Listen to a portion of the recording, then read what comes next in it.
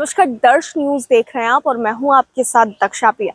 बिहार विधानसभा और विधान परिषद के बजट सत्र का आज आखिरी दिन था। ऐसे में जो बजट सत्र की कार्रवाई है वो किस तरीके से सुचारू रूप से चली है, इसके बारे में खुद बताते हुए नजर आए बिहार विधान परिषद के सभापति अवधेश नारायण सिंह। वहीं उन्होंने बताया कि इस सत्र के दौरान 4 विधेयक पास किए गए, वहीं शिक्षा के मुद्दे भी जोरों शोरों से उठे हैं। और भी क्या कुछ जानकारी देते नजर आ रहे हैं बजट सत्र के आखिरी दिन अवधेश नारायण सिंह, आइए आपको सुनाते हैं। शुरू से अंत तक सदन बहुत बढ़िया से चला।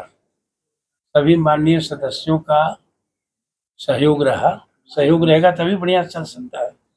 पक्ष हो विपक्ष हो, सब लोगों ने काफी सहयोग किया, अच्छा से सहयोग किया, इसलिए बढ़िया से चल सका।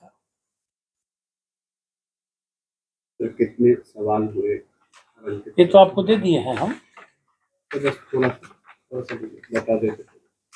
हाँ, इसमें देखिए, तो पूरा याद है, आप देखिए कर सकते। 1485 प्रश्न प्राप्त हुए, जिसमें से 1300 प्रश्नों को स्वीकृत किया गया। 185 प्रश्न अस्वीकृत हुए। 377 प्रश्न सदन में उत्तरित हुए।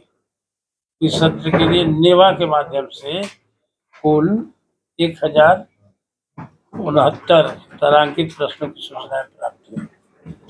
1069 नेवा के माध्यम से 925 प्रश्नों को स्वीकृत किया गया। इसमें से अभी प्रश्न आते हैं तो सब तो स्वीकृत नहीं होते हैं, कुछ कई कारणों से उसको अस्वीकृत कर दिया जाता है, लेकिन फिर भी 925 प्रश्न स्वीकृत हो गए। कुल 575 सूचनाओं को कार्यसूची पर लाया गया। सूचना पर जो खड़े होते हैं लोग ना, तो उसको भी लिया जाता है इनमें। तो 585 सूचनाएं 575 कार्यसूची पर लाया गया। नेभा के माध्यम से 433 अल्पसूचित प्रश्नों की सूचनाएं प्राप्त हुई। इसमें से 387 प्रश्न स्वीकृत कर विभाग को भेजा गया। 289 प्रश्नों को कार्यसूची पर लाया गया एवं 289 उत्तर प्राप्त हुए। ये पूरा का पूरा उत्तर प्राप्त हुआ 100%। वर्तमान से बिहार कार्यसूची पर अतिरिक्त 22 अल्पसूचित प्रश्न और 140 तराकीन प्रश्नों के उत्तर नेवा के माध्यम से प्राप्त हुए, जिनमें सदन पटल पर रखने हेतु निर्देशित किया गया। वर्तमान सत्र के शेष लंबित प्रश्नों को आगामी सत्र में सदन की मेज पर रखने के संस्कार। ऐसे जो बहुत से प्रश्न होते हैं जिसका उत्तर नहीं आ सका है या जो उत्तर यहाँ पर नहीं दिया जा सका, तो ऐसे प्रश्नों को पुनः एक पुस्तिका में लेकर के सभी विभाग से लेकर के हम लोग यहाँ प्रकाशित करते हैं और सभी माननीय सदस्यों को भेज देते हैं, तो उसका उत्तर प्राप्त हो जाता है। इसके लिए मैं सरकार से अनुशंसा किया हूँ।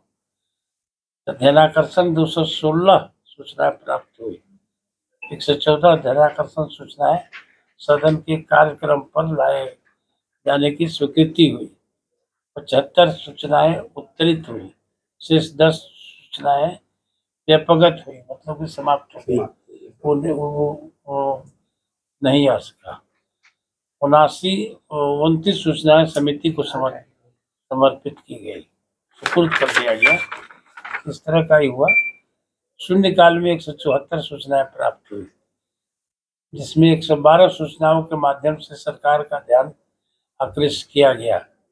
48 सूचनाएं अस्वीकृत हुई, जैसे माने पुराना हो या ये इतना विषय पर आया क्योंकि नियमानुकूल नहीं है, ऐसे को हम लोगों ने अस्वीकृत किया। और 14 सूचनाएं व्यपगत हुई।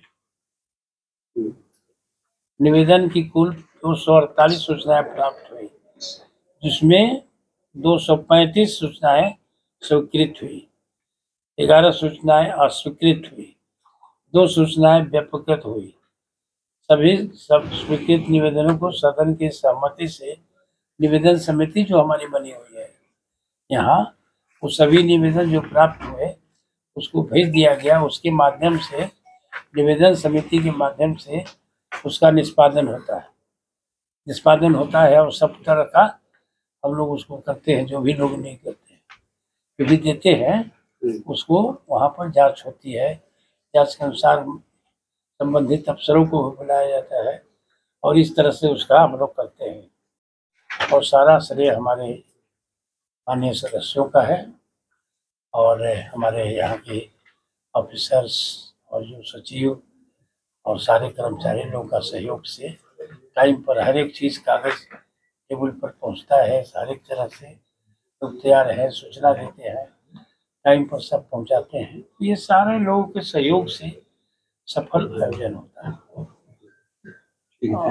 और इसके लिए हम लोग साल में एक बार बजट सेशन में सभी अपने कर्मचारियों के साथ मिलकर बैठकर हम लोग खाना खाते हैं, एक भोज देते हैं बृहद पैमाने पर और सबके साथ बैठकर हम लोग खाना भी खाते हैं, ताकि ये एहसास हो कि हम लोग एक ही परिवार के, और इसीलिए ये सहयोग मिलता है। तो सुना आपने क्या कुछ कहते नजर आए हैं विधान परिषद के सभापति।